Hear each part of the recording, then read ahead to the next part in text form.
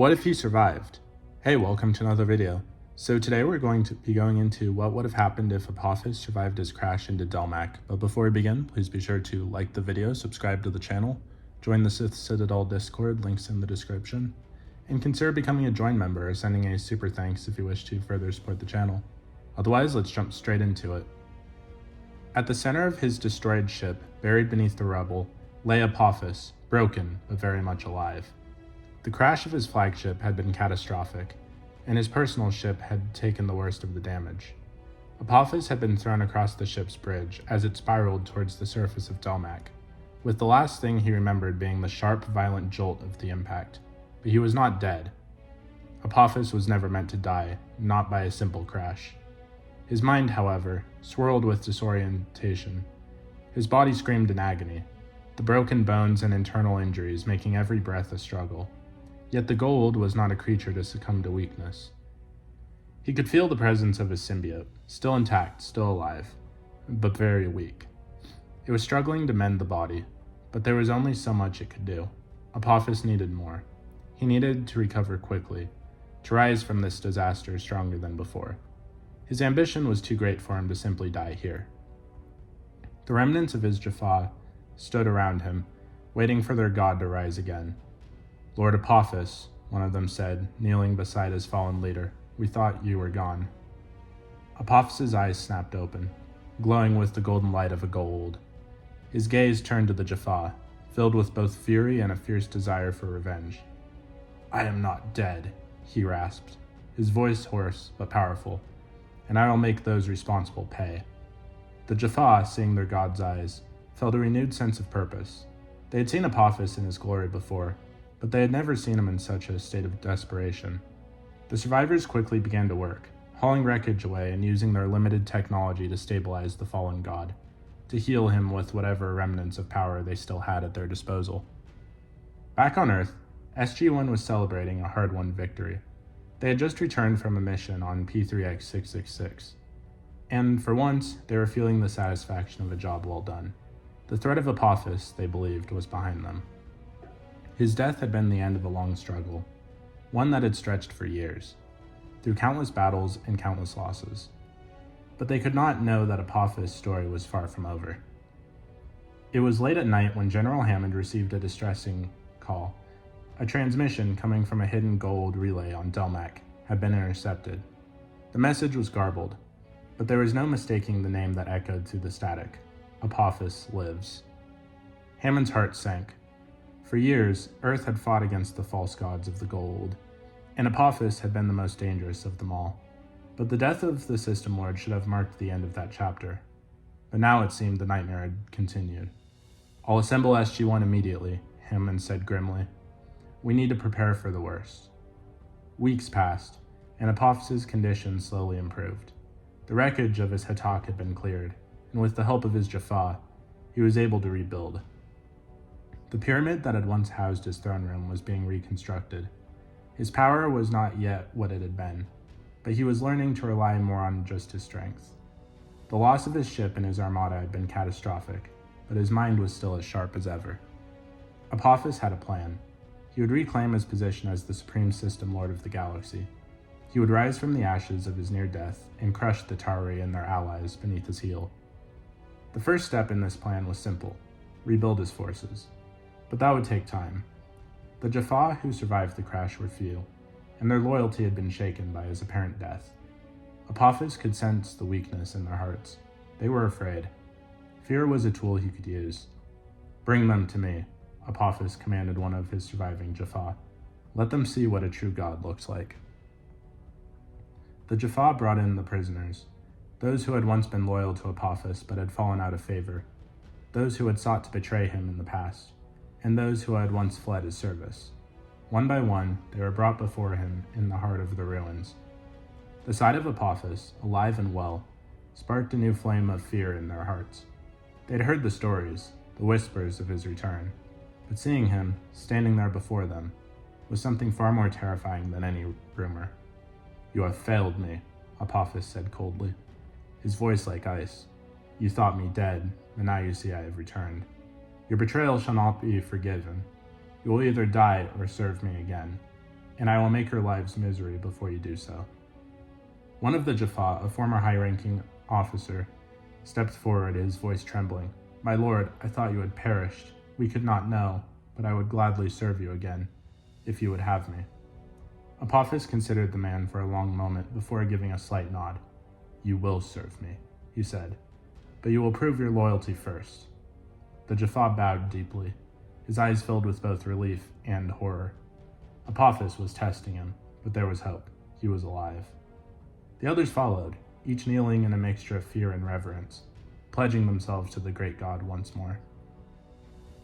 With his Jaffa assembled, Apophis turned his attention to a new mission: vengeance. It would not be long before he gathered enough strength to take on the Tari, to take on SG1, and to reclaim his rightful place as ruler of the galaxy. Back on Earth, SG1 was preparing for the worst. The messages from DELMAK had grown more frequent, as they had begun to make contact with other systems, warning them of Apophis's return. With little time to prepare, General Hammond had authorized the formation of a special task force to counter Apophis, with SG1 at its helm. The team met in the briefing room, gathered around the table as they reviewed the information. Carter was already at her console, running simulations on the computer, while Teal'c stood at attention, his gaze unwavering. "He's alive," Colonel O'Neill said, his voice grim. "We knew he wouldn't go down that easily." "He's not just alive," Daniel added, his expression tight with concern. "He's been rebuilding his forces. We need to prepare for an all-out war." Hammond entered the room with grave expression. "I've just received word from the Tok'ra. Apophis has not only survived, he's actively recruiting more Jaffa.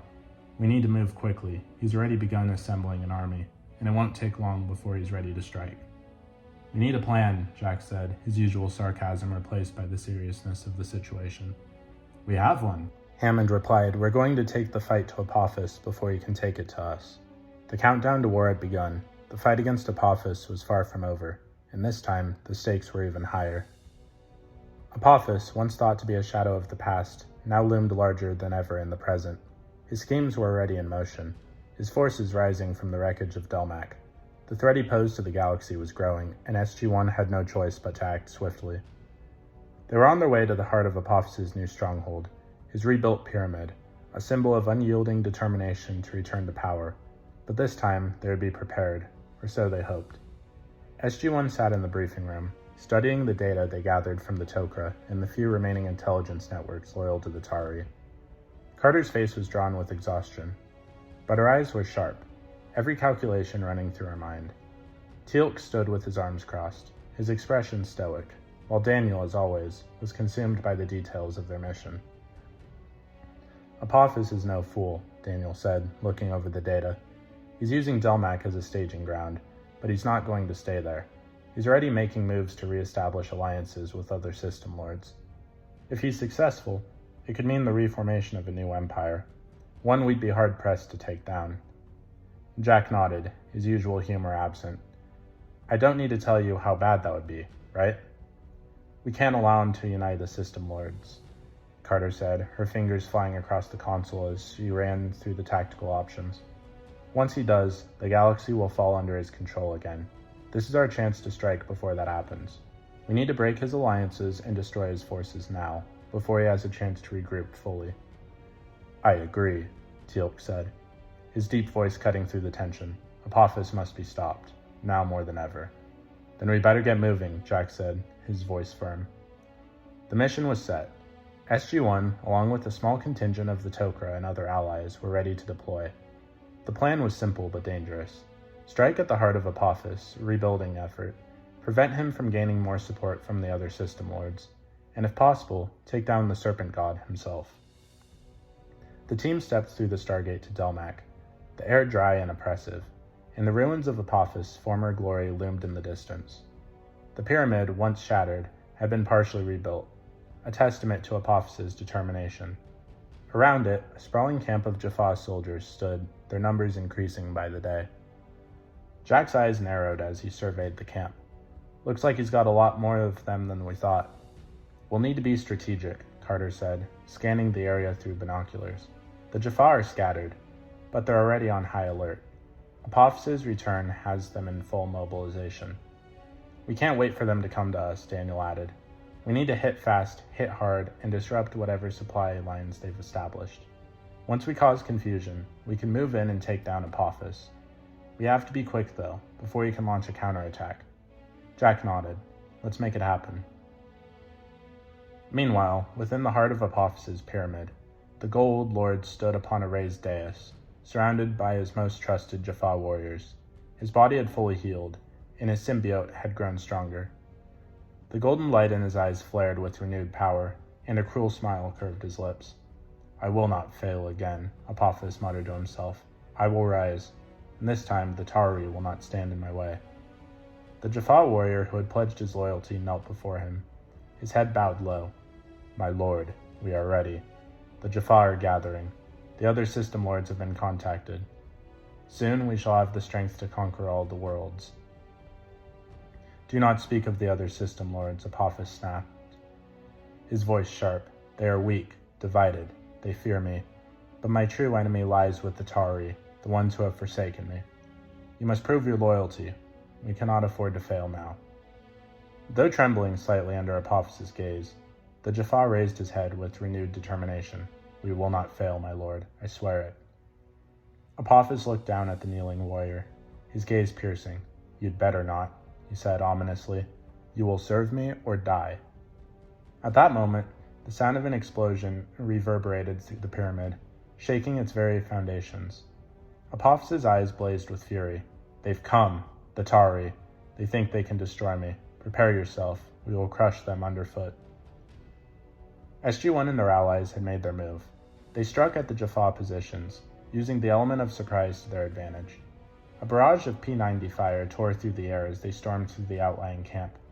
The Jaffa, still unprepared for an immediate assault, struggled to regroup as the Tari advanced with military precision. Keep pushing forward, Jack shouted, his voice steady over the comms. Carter, take out that cannon over there. Teal'c, watch our six. Carter and Teal'c moved in sync. Carter planted explosives near a Jaffa artillery cannon, while Teal'c neutralized a group of warriors coming from the east. In the chaos, Daniel and Jack made their way towards the pyramid. They could see the massive structure in front of them, its once magnificent walls now a fractured silhouette against the darkening sky. We're close, Daniel said, his voice tense. I can feel it. They reached the base of the pyramid and entered through the cracked entrance. As they moved through the darkened halls, they came upon a massive chamber filled with burning torches, the air thick with incense. It felt like Apophis had turned this place into a temple again, though no longer to his godlike persona, but to vengeance and power. Then suddenly they heard it, the hiss of a gold voice, cold and mocking. Do you really think you can stop me, O'Neill? Apophis's voice echoed through the chamber. I am beyond death. You are nothing. Jack's grip tightened on his weapon as he moved forward, Daniel at his side. We've heard that before, Apophis, and look what happened. The final confrontation between SG1 and Apophis unfolded within the heart of the pyramid. Surrounded by his Jaffa warriors, the battle was intense, but the tide had turned. The Tari were relentless, and Apophis, though strong, was not invincible. The Jaffa, who had proven loyal, fought fiercely beside his god, but the presence of SG1 led by Jack O'Neill and Teal'c proved too much. In a moment of weakness, Apophis was distracted, and Jack seized the opportunity. Now, Teal'c! He shouted. With a swift move, Teal'c shot his staff weapon directly at the heart of Apophis's throne, channeling all of his strength. The blast of energy coursed through the chamber, striking Apophis directly through the chest.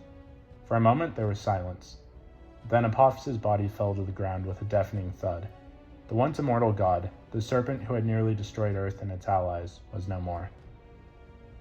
As his Jaffa warriors stood in stunned silence, Jack, Daniel, and Teal'c shared a brief look. The battle was over. Apophis had fallen. But they knew that this victory, hard won as it is, was only one chapter in a much larger war. They had defeated one Gold, but the universe was still full of enemies waiting in the shadows. So what did you guys think of this fan fiction on what if Apophis survived his crash on DELMAK? Please let me know in the comments down below. If you haven't already, please be sure to like the video, subscribe to the channel, join the Sith Citadel Discord, links in the description, and consider becoming a join member or sending a super thanks if you wish to further support the channel. Otherwise, I'll see you in the next video.